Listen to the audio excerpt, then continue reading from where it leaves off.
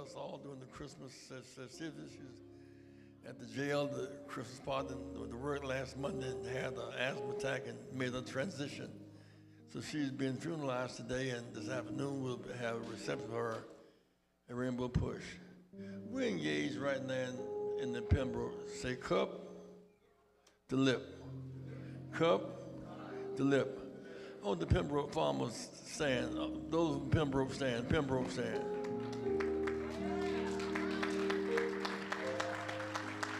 Oh, the Pembroke farmers, come to the stage. Give them a big hand. Come to the stage. Come to the stage. Give them a hand. You give them big hands, they come to the stage.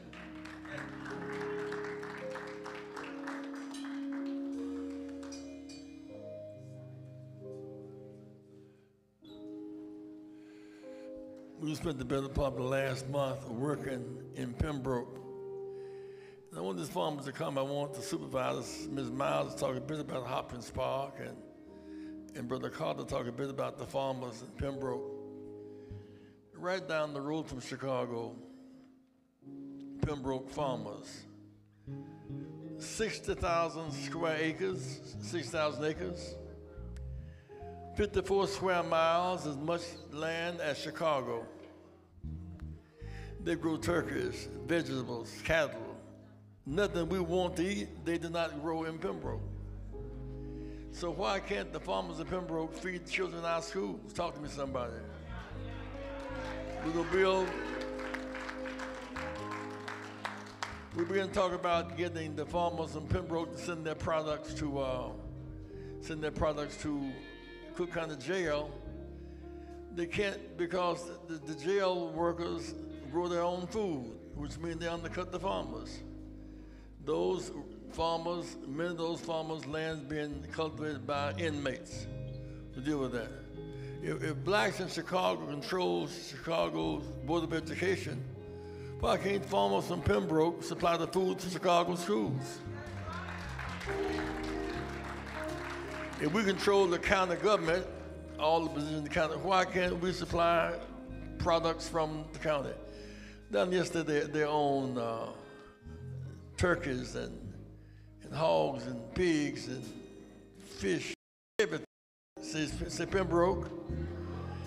Now, I want Sister Miles, who's the supervisor of Pembroke, to talk a bit about Pembroke.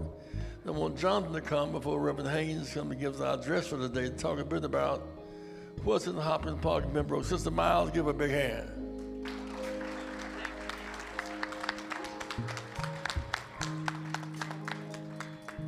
Good morning. I'm a resident, a lifelong resident of Pembroke Township. We farmed as a young family. My foreparents came in the 40s.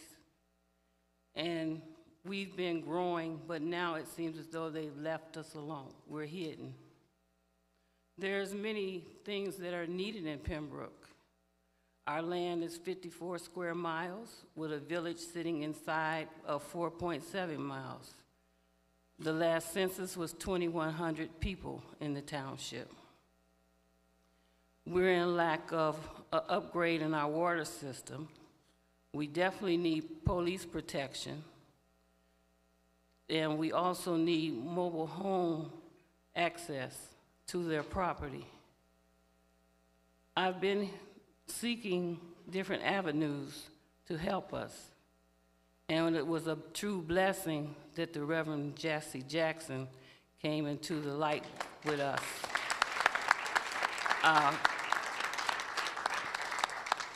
I appreciate the efforts that he's making towards Pembroke and Hopkins Park. People have come, but they haven't came back. He keeps coming. So, Operation Push, we welcome you all the time. The farmers are the black farmers of Pembroke Township. Mr. Carter is here to my left. He's, I want to say the administrator, because he's outgoing. He seeks everything as far as what the farmers need and want to do, along with the other farmers.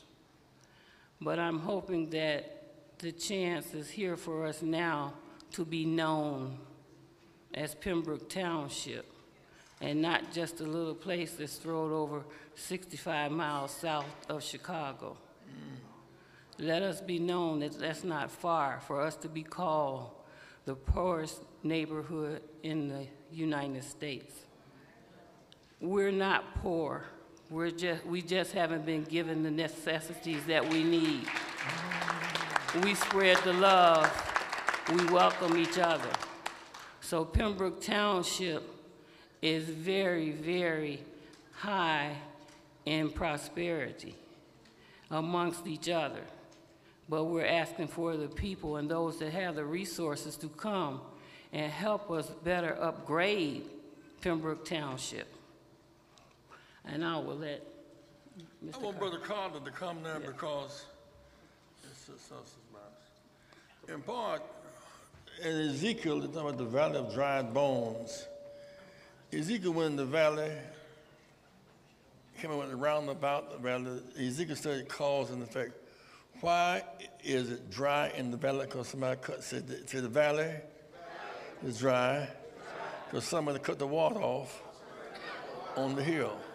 So if in Pembroke, if they can't get AT&T telephone lines, can't get gas lines, can pay $1,000 a month for propane gas, can't get the Wi-Fi, can't get internet for their children, and no market for their product, they're dry. We're going to turn the water on. We're going to begin, if we begin to open up the passage between here and Pembroke, you're going to have trucks coming bringing product.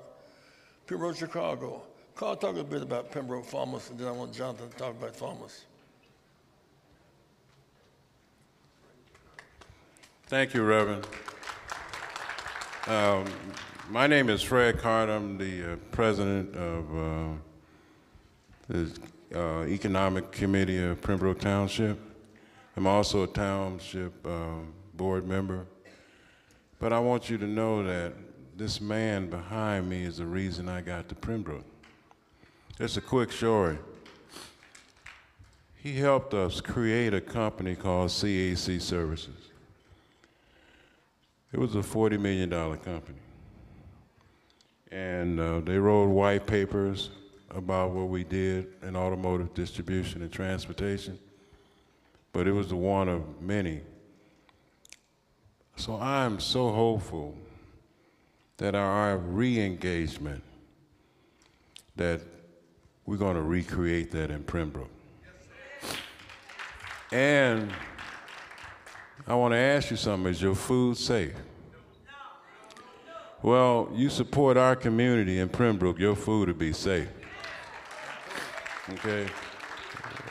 We have the capacity in Pembroke to feed a large portion of Chicago. And food is something that we all do 3 times a day. I like to eat. You can tell from the way I look. How big is Pembroke? Pembroke is 52 square miles. We're almost as big as the city of Chicago. 54. And it's a predominantly African American community. We have some of the healthiest soil in the Midwest. Don't believe what they tell you. Come and see what you see. We have a long history of sustainable agriculture practices. Some of us say we are organic by default. And what I mean by that, we don't put stuff in our soil. So our children here in Chicago are not getting good food. None of us are. In fact, we consume probably in the state of Illinois $60 billion on an annual basis. But I know it's painful because our old history associated with the food and the land was not very pleasant. But it was that history that's going to be transformative for our health, our prosperity, because all wealth comes from the land. And I want you to know that we're not poor in Pembroke, because land is wealth, and food is health. And you're going to want us, because over the next 24 months, it's going to be challenges around eating. Okay? This is biblical. We can support the safety net of our community in eating. You need to control your food. He who controls your food, that plate is the most political element on the planet. He controls your plate, controls you. With Reverend Jackson, we're going to control our plate. And I want to thank you, brother. Food is the essence, and agriculture was the first occupation that God created. We got to go back. You have to control your food. Our children are eating terribly, and no wonder they act badly. It's not about our social structure. It's about our food structure. Thank you.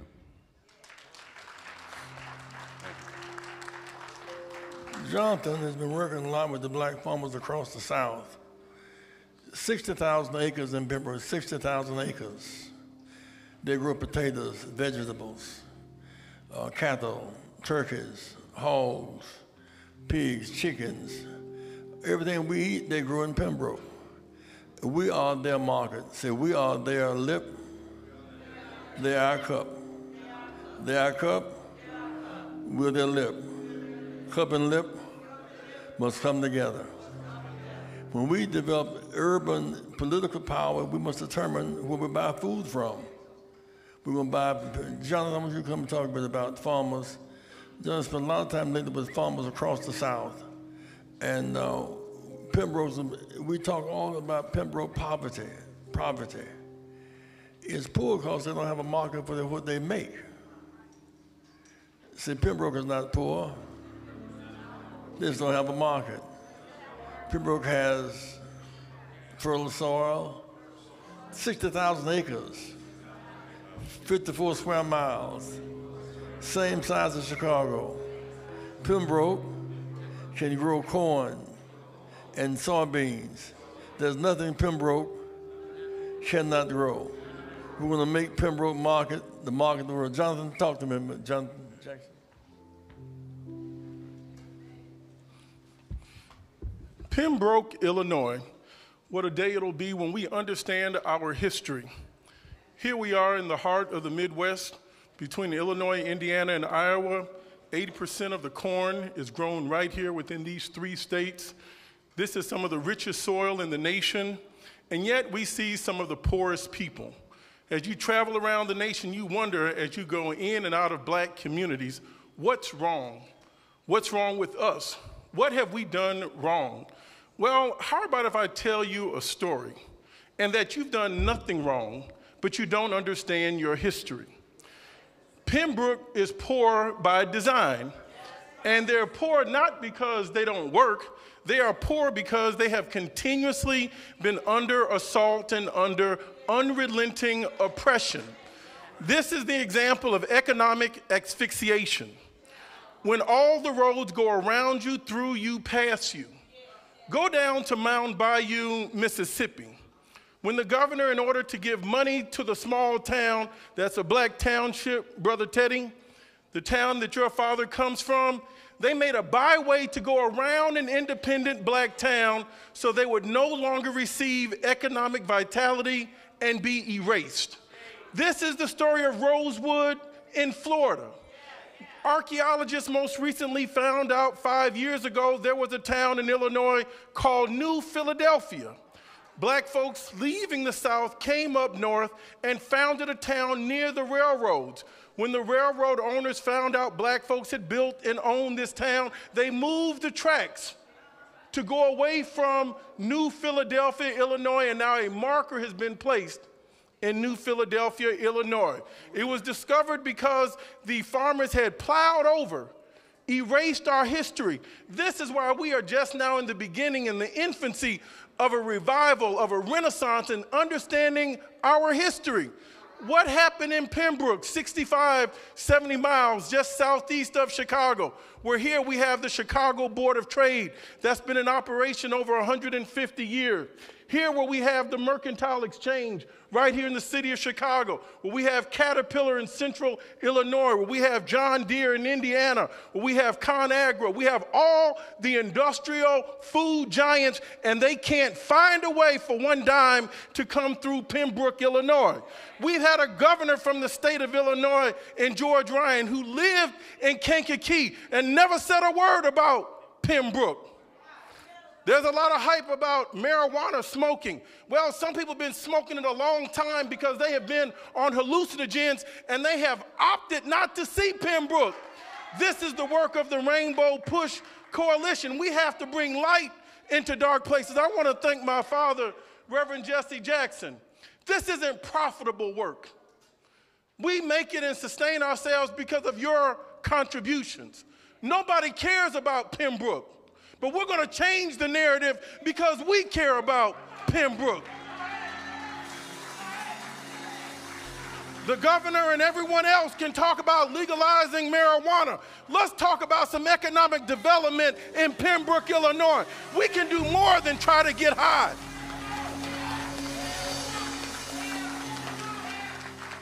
If I hear one more person talk about getting high, why don't you have some coffee and wake up?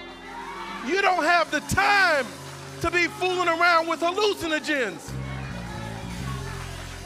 Pembroke, Illinois. Our people have worked hard.